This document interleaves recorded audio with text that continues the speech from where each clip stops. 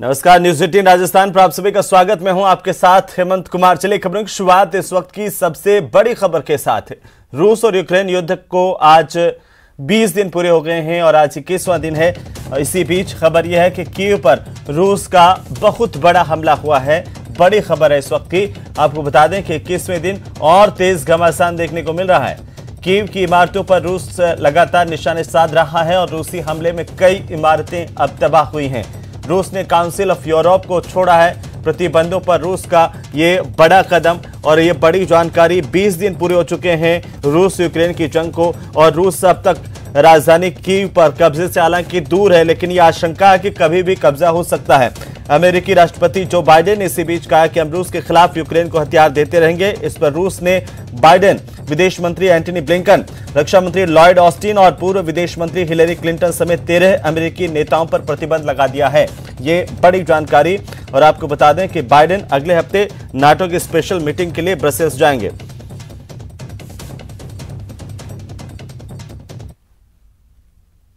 तो वहीं यूक्रेन से सबसे बड़ी खबर है कि 2 पत्रकारों की मौत इस युद्ध के दौरान हुई है। आपको बता दें कि फॉक्स न्यूज के 2 पत्रकारों का निधन हो गया और हमले में कैमरामैन की मौत हुई है। और साथ ही जो जानकारी मिल रही है, कीव से कुछ ही दूरी पर यह हमला हुआ, जहां पर 2 पत्रकार इस हमले का निशाना बने और उनको अपनी जान गंवानी पड़ी है। युद्ध की विभीषिका लगातार सामने आ रही है और इसी बीच खबर है कि यूक्रेन में 2 पत्रकार हैं जिनकी जान गई है युद्ध के दौरान। एक कैमरामैन इसमें शामिल है। फॉक्स न्यूज के दोनों पत्रकार हैं जिनकी मौत हुई है और फिलहाल न्यूज चैनल की ओर से जानकारी दी गई है। ये बड़ी खबर।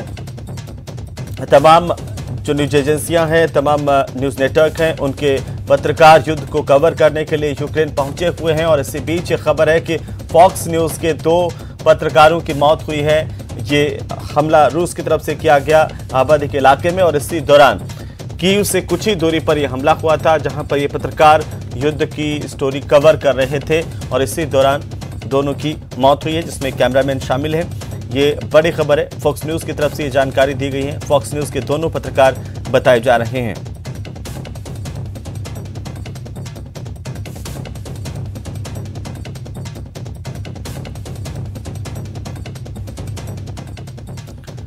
और इसी बीच खबर है कि नाटो पर जेलेंस्की ने बड़ा बयान दिया है। बड़ी जानकारी। यूक्रेन नाटो का सदस्य नहीं बन सकता, यूक्रेन को यह स्वीकार करना होगा, ये जेलेंस्की ने कहा है।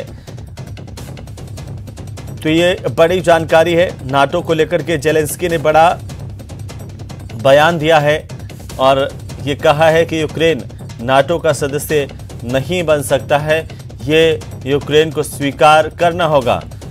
दरअसल ये पूरी लड़ाई नाटो की सदस्यता को लेकर के ही शुरू हुई थी और इसके बाद अब ये जेलेंस्की की तरफ से बयान आया है और ये साफ किया गया है कि यूक्रेन को ये इस बात को स्वीकार करना होगा कि यूक्रेन नाटो का सदस्य नहीं बन सकता है। रूस यूक्रेन वॉर से यह बड़ी जानकारी, बड़ी अपडेट है इस वक्त की। नाटो को लेकर के जेलेंस्की ने बड़ा बयान दिया है। बड़ी खबर।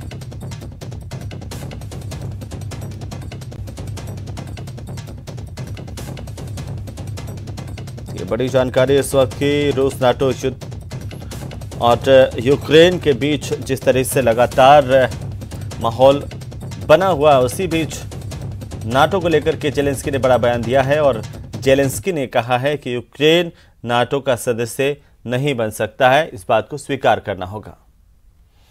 चलिए आगे बढ़ेंगे और इसी बीच बड़ी खबर है। आज से 12 से लेकर के 14 साल तक के बच्चों का वैक्सीनेशन शुरू होगा भारत में और इसे लेकर के तमाम तैयारियां पूरी कर ली गई हैं। बड़ी जानकारी है इस वक्त की। बड़ी खबर है।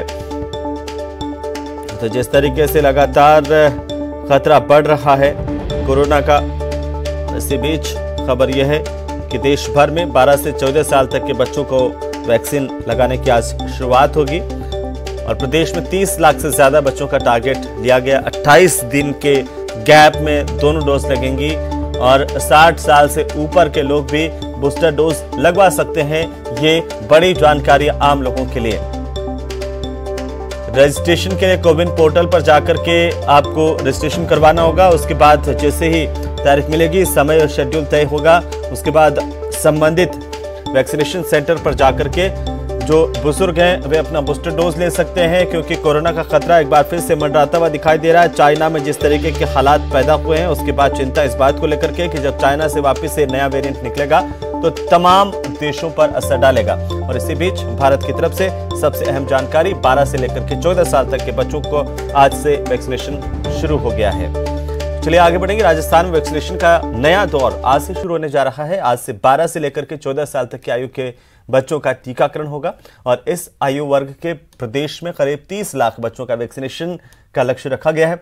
स्वास्थ्य विभाग के मुताबिक इस आयु वर्ग के बच्चों को बायोलॉजिकल ई की वैक्सीनेशन कॉर्बेवैक्स लगाई जाएगी। प्रदेश के पास 30 लाख से ज्यादा कॉर्बेवैक्स वैक्सीन केंद्र सरकार से प्राप्त हो चुके हैं और वैक्सीनेशन के लिए सभी जिलों में ये वैक्सीन उपलब्ध करवा दी गई है। तो 12 से लेकर के 14 साल तक के आयु वर्ग के बच्चों को पहली और दूसरी डोज के बीच में 28 दिन का अंतराल रखा जाएगा। भारत सरकार के निर्देशानुसार 12 साल से लेकर के 13 साल तक के 15,91,000 और 13 से लेकर के 14 साल तक के 14,96,000 बच्चे हैं जिनका टीकाकरण करना है।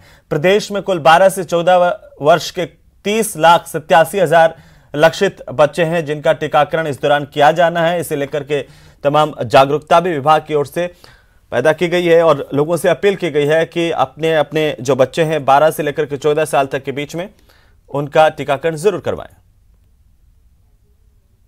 भारत सरकार की गाइडलाइन के अनुसार हम 12 से 14 साल आयु वर्ग के जो भी बच्चे हैं उनको वैक्सीनेट करेंगे और उसके लिए सभी जिलों में हमने वैक्सीन पहुंचा दी है और अलग से हम वैक्सीनेशन के सेंटर्स बनवाएंगे, क्योंकि ये वैक्सीन अलग तरह की वैक्सीन है, कॉर्बेवैक्स नाम है।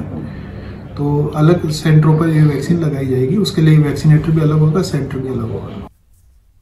तो आज देश भर के साथ साथ राजस्थान में भी 12 से लेकर 14 साल तक के बच्चों को कोरोना से बचाव की वैक्सीनेशन लगाने की ड्राइव शुरू हो रही है।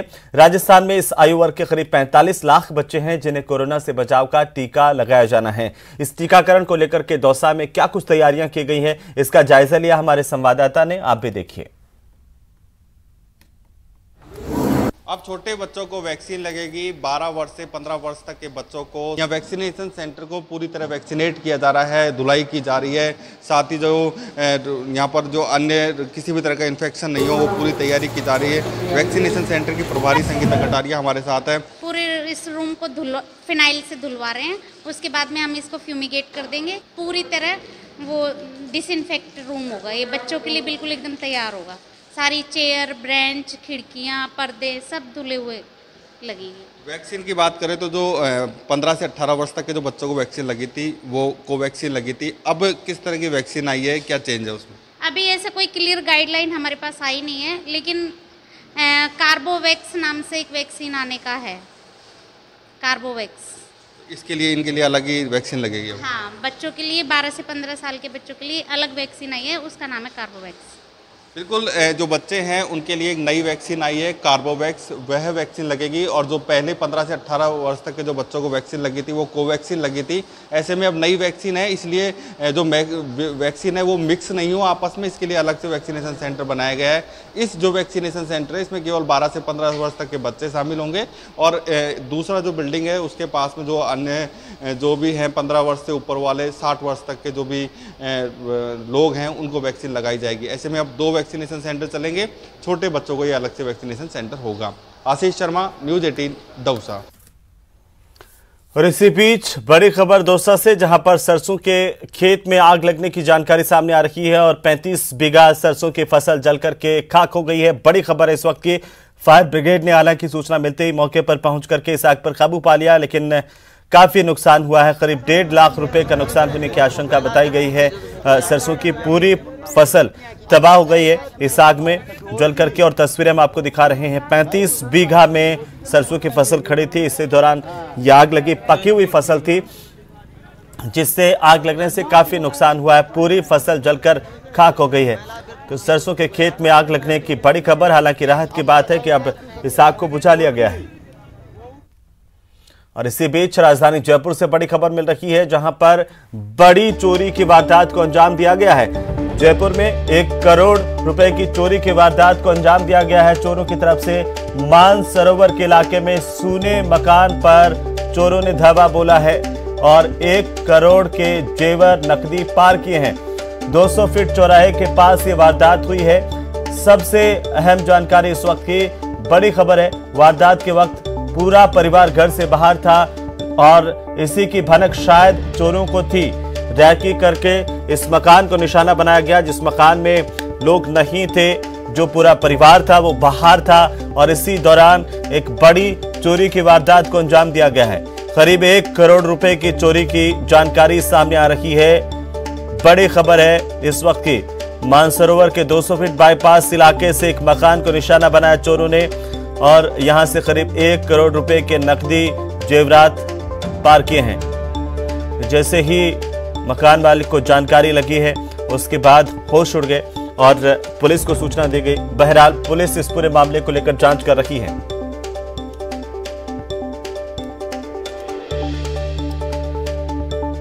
और इसी बीच जालोर से बड़ी खबर मिल रही है। आपको बता दें कि जालोर के सायला में सड़क हादसा हुआ है, जहां पर बेकाबू होकर के यात्रियों से भरी हुई बस पलट गई। बड़ी खबर, सड़क हादसे में एक बच्ची की मौत हुई है।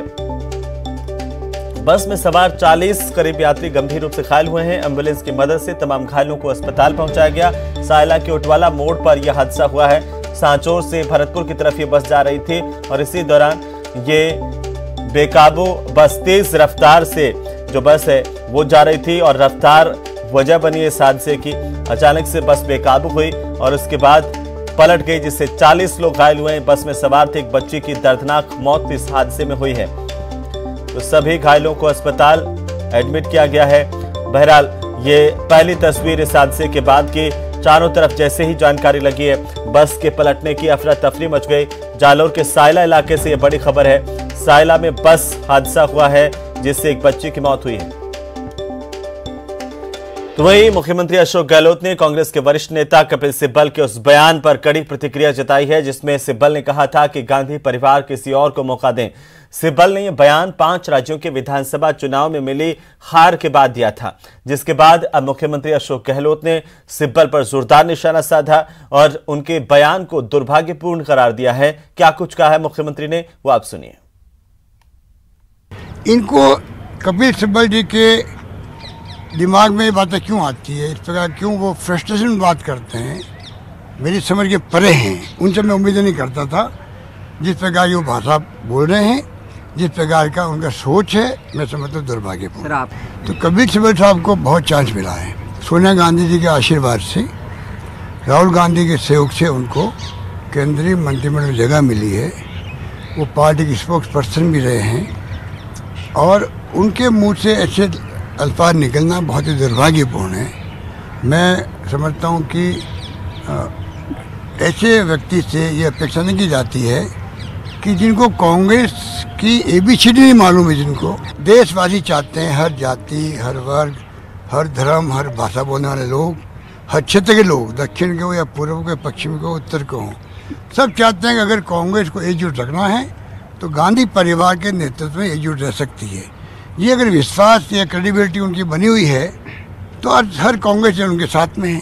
देखिए, कांग्रेस संगठन तो घर घर में घुसा हुआ है, वो कभी समाप्त हो ही नहीं सकता। इस समाप्त होने की जो बातें करते हैं वो खुद समाप्त हो जाएंगे, परंतु कांग्रेस तो इस देश के अंदर 135 साल के लगभग हो गए और अगली शताब्दी तक फिर रहेगी। कोई इसको ख़त्म नहीं कर सकता, क्योंकि कांग्रेस का DNA और देश का DNA एक है। तो चलिए आगे बढ़ेंगे।